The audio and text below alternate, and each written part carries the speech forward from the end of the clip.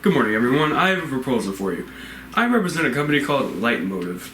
We're a movie studio that thinks we can make you millions. Super Mario Bros. Is the largest game franchise, right? I'm sure you know this, so why don't we put it onto the big screen? Now, with the game involving two brothers trekking across a fantasy world to save a princess, you'd expect the film to be fantasy, sword and sorcery type of thing.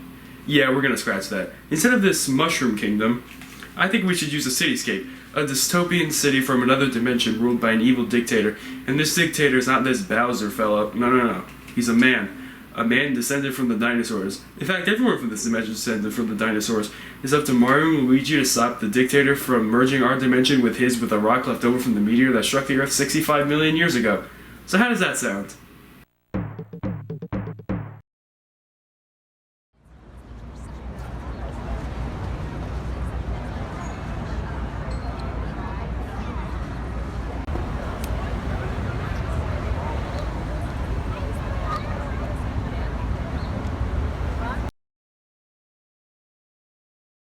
Movie adaptations are everywhere. Even things you didn't think were adaptations are adaptations. You'd be hard-pressed to find a modern blockbuster that's a completely original idea. The only one I can think of is Avatar. One form of media that never transitioned well onto the big screen was video games. Your average video game movie is a subpar action flick that takes a game, bastardizes it beyond belief, and fails at the box office. While a few have gotten somewhat favorable reviews, most aren't even close. Super Mario Bros., produced by Lightmotive and distributed by Hollywood Pictures, is generally considered to be one of the worst because of how much promise it had. The directors, producers, writers, and actors had all done excellent work previously. The movie got Miyamoto's stamp of approval, and it was a movie based on the largest video game franchise. What went wrong? Production was plagued with constant rewrites, out-of-control directors, and actors drinking to deal with it all. All this boiled down to the big mess that I'm about to watch and you're about to endure. And what better time to talk about it? Today, May 28th, is the film's 25th anniversary. Let's get this over with.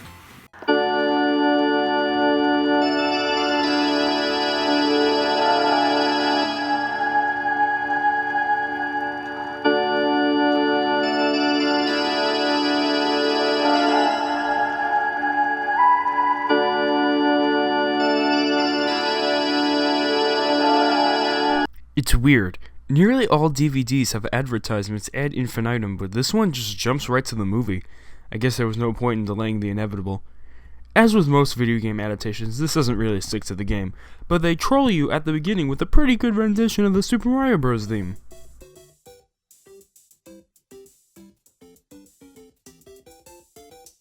Isn't that the trolliest thing you've ever seen?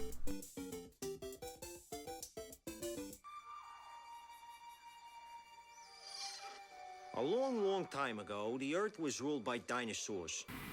Wow, that was definitely the worst first line in any movie I've ever heard. But forget the narration, look at this animation. Look at how pixelated it is. It looks like they did it in Microsoft Paint.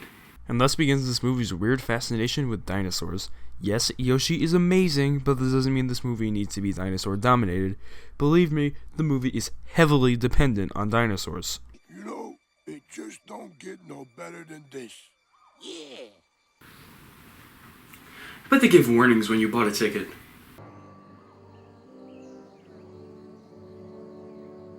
Then something happened. A giant meteorite struck the Earth. Goodbye, dinosaurs.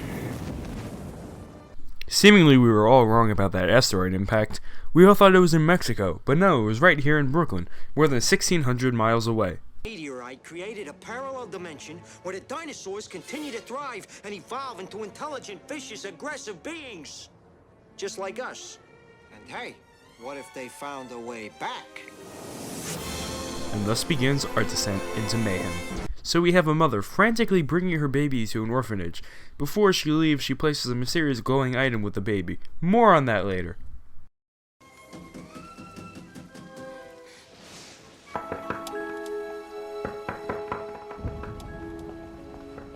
Huh, it's an egg. That still hatches into a person? What's the point? We get our first glimpse of Dennis Hopper as Koopa, but only for a few seconds. The mother tries to escape, but seemingly dies in a cave-in. The movie then cuts to now. Well, now for 1993, not now for when I'm watching it in the 21st century. This isn't the only movie that does this. Several movies define what year they take place based on when you're watching it. Nevertheless, Brooklyn has changed a lot since the 90s. Here we got our first introductions to Mario and Luigi, played by Bob Hoskins and John Leguizamo, respectively. Yes, they're supposed to be Italian, and while Hoskins does it pretty well, Leguizamo can't hide his brilliant Hispanicness. And also, Mario and Luigi are twins in the game, but they eschewed that since the actors are 22 years apart in age. Mario is a hard-working plumber, while Luigi is a slacker watching TV and playing video games. It's brought up that many young women have gone missing recently, more on that later too. Mario and Luigi take a plumbing call, and Leguizamo was definitely drunk while filming this scene, and believe me, you can tell. I don't know, Mario, just trust me. I got a good feeling about this alleyway. I don't know. What? It turns out that rival plumber Scapelli beat them to it. Scapelli's your general Italian mob type of guy, pretty much a caricature of the characters from Godfather. What's his big job? Well, there's leaking at an archaeological site. What are they digging for, you might ask? Well, they're searching for dinosaur bones under the Brooklyn Bridge. I didn't even know that was a thing. Because, obviously, I assumed all dinosaur fossils in New York City would have been dug up centuries ago, but guess not. Here we're introduced to Daisy, played by Samantha Mathis. I don't know why it's Daisy and not Peach, but at least Daisy's getting attention. She's the egg baby from earlier, and she explains that the research team keeps getting harassed by Scapelli's men. From the sounds of it, I think he might be the one who's kidnapping. A lot of girls have been going missing in Brooklyn lately. I'd be careful. She then leaves to ask the university for more money. Meanwhile, we see a guy sniffing his hot dogs. This is Iggy and Spike, played by Fisher Stevens and Richard Edson. Now, this is a problem I have. Don't name characters after characters from the game and then make them the Two Stooges.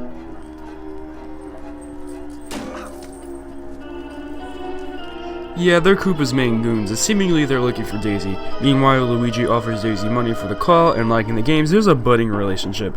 Despite his incessant awkwardness, It's a pleasure to meet me. I mean, it's a pleasure to meet you. Luigi manages to sweet-talk Daisy into a double date with Mario and his girlfriend Daniela. Daniela soon becomes the next kidnapping victim, and we find out it was Iggy and Spike kidnapping women for Koopa. Why? Well, Koopa wants Daisy's rock, but he doesn't know what she looks like, so I guess some mistaken kidnappings are bound to happen. Realizing this isn't working, Iggy and Spike spring a leak down the fossil cave to get everyone's attention. While Mario and Luigi fix the pipes, Daisy is kidnapped. She's taken through some mysterious portal, and in the midst of the scuffle, Luigi takes the rock. Admittedly, this is kind of a creative way of reinventing warp pipes. I don't know how well this would have translated to the screen, so this portal thing is kind of a good warp technique. Welcome to Dinohattan. It's never directly referred to as such in the film, but that's what it's called.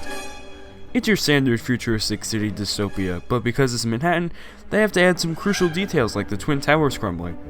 I know they couldn't predict what happened, but it still makes me uneasy to see it. Speaking of predicting the future, let's talk about Koopa. He's a president with ridiculous hair who seems to own a lot of industry. Yep, it gets a little awkward watching this now. Moving on, Dinohattan is covered in this fungus, which seems to be helping Mario and Luigi out. We next get our first proper introduction to Koopa and his mistress Lena, played by Fiona Shaw. He lays out his evil plan. He will use Daisy and the Rock, which is a piece of the meteor by the way, to merge both dimensions so he can rule it all. And I'll finally be able to merge our world with theirs and get rid of the mammals. It's everything you've hoped for, everything you've worked for. Koopa keeps disinfecting himself like he's afraid this movie is a disease. To be fair, it is. When Iggy and Spike return without the Rock, Koopa calls for a Plumber alert. So now Mario and Luigi are wanted men. Woo.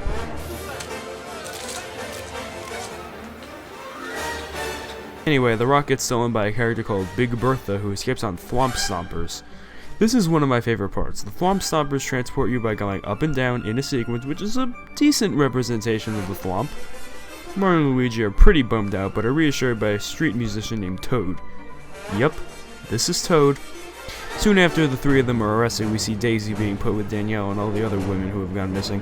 After a fast-paced drive to the police station, we see the whole Mario last name thing going on. Name? Mario. Last name? Mario. Then a camera designed like a gun is used to take their pictures, and then they're being placed in a boring old cell. All that fungus out there, that's our old king. It's true, and he's been de-evolved. Koopa pretends to be a lawyer and tries to coerce the Rock out of them, but they don't have it and he doesn't believe it. Koopa takes the trio for de-evolution. Toad is evolved from a humanoid into a Goomba. Yes, ladies and gentlemen, this is a Goomba. Mario and Luigi try to escape and de-evolve Koopa. It works for a second, but the machine stops working. Koopa is sort of unevolved, with more reptilian traits occasionally popping up. Alien species escaping from police detention. Aliens? Oh, we gotta deal with aliens too? Luigi, we're the aliens! Yeah? Whoa, cool! The brothers escape in one of the lightning-fast cars and eventually land in Koopahari Desert. This isn't an original name, it's been used to describe Desert Land in Super Mario Bros. 3. On the way down, the fungus saves them from crashing to death. Excuse me, sir. Sorry. What? Sir? Relax. I'm sorry. We didn't mean to disturb you, but the plumbers, they're in the, tunnel. They're on their way to the desert. What is this? Do you know what I love about mud? It's clean and it's dirty at the same time. Lena goes and fetches Princess Daisy while Koopa evolves Iggy and Spike to make them smarter. Hey, Nathan, do you know what the square root of 26,481 is? What are you talking about? 191. For about 3 minutes, they become dumb again pretty quickly.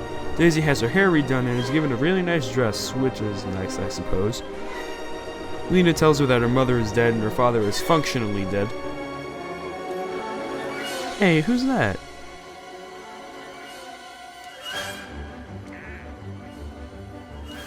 Aw, he's cute. Go ahead and say it. Dinosaur. Yoshi is a pet of the royal family. You may pet him. Just, don't move your hands around like a small wounded animal.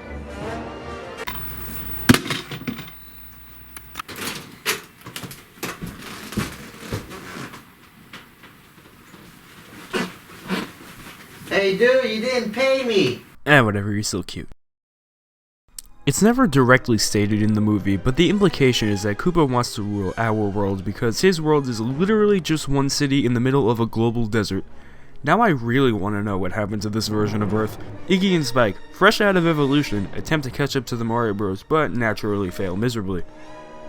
They explain about the rock and all that, and how the portal between the dimensions has been sealed away for years as Capella's construction crew blew it open shortly before the start of the movie. Iggy and Spike eventually decide to help Mario and Luigi. I guess they finally realized they were working for the bad guy. They tell the bros where to find Big Bertha and the four of them head off. Mario dances with her to distract her and grabs the rock. At the same time, the Goombas show up because I guess Mario and Luigi forgot they were wanted men. At the same time, Walk the Dinosaur starts playing because of course it does. After tossing the rock around for a while, Lena gets the rock and...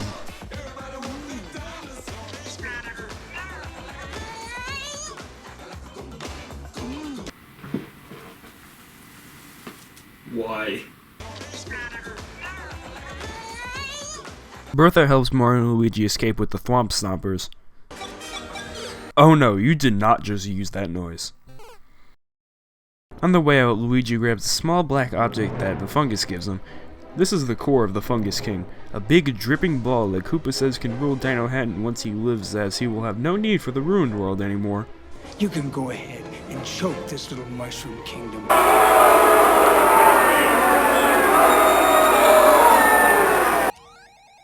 Python Pizza here, may I help you?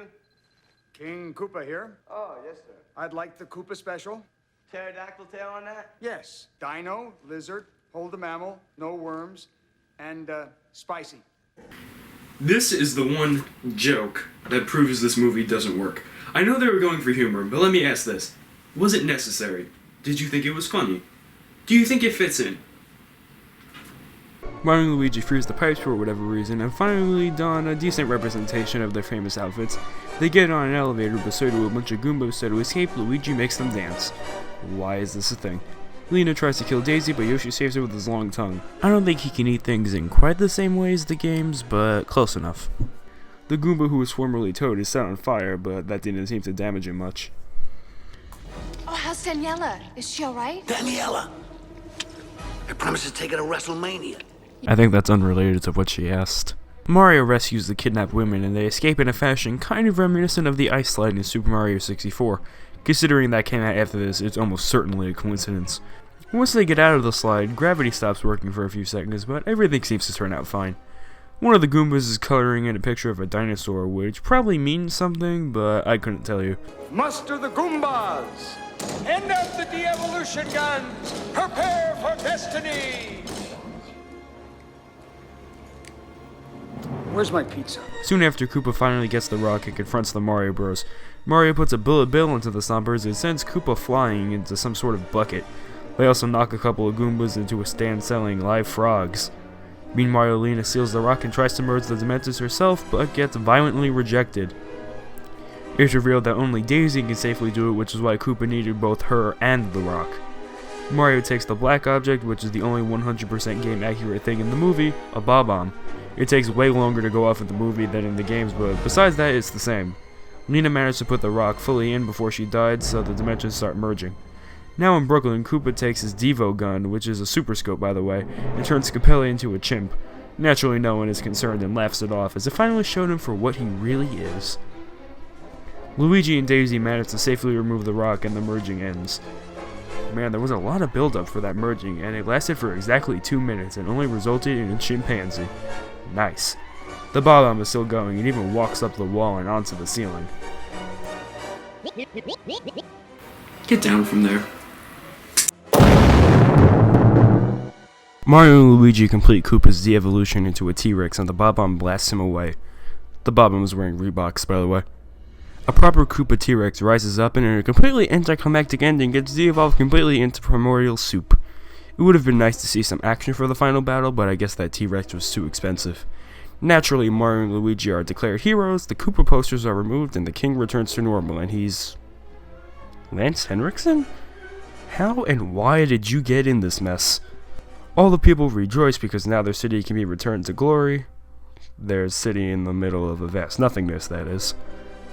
Daisy stays behind and Mario and Luigi go home, but not after Luigi gets that kiss from the princess that he always deserved. 3 weeks later, Mario, Luigi, and Daniela are back to their everyday routine and are excited to see a Mario Bros. News bulletin. You'd think there would have been something before this and they wouldn't have to wait 3 weeks, but whatever. Just as they're watching TV, there's a sudden knock on the door. Luigi, Mario! You've got to come back with me! You gotta come with me, I need your help. What's wrong? You're never gonna believe this. I believe it. You do? I believe. What are they gonna do? The world may never know. Well, I must say we have a very exciting proposal. A video game based on your many adventures. What would you call it?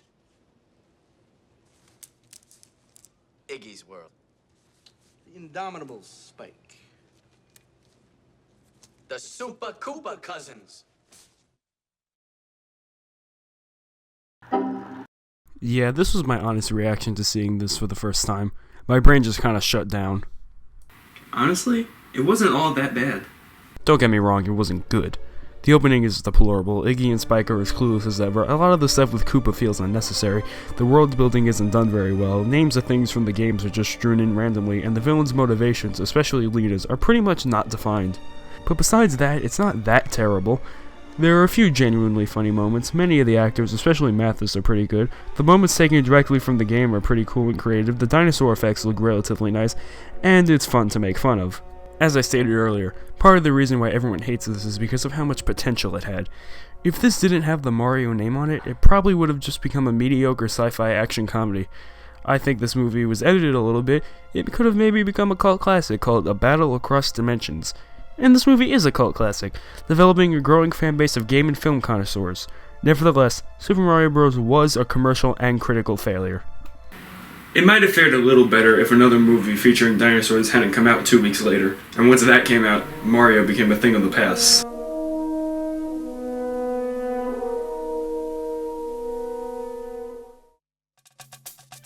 Hey everyone, thanks for making it to the end of this video. If you liked it, click that like button, and if you want to see more, why not subscribe? Stay tuned in 2 weeks when part 2 gets uploaded. Thanks for watching.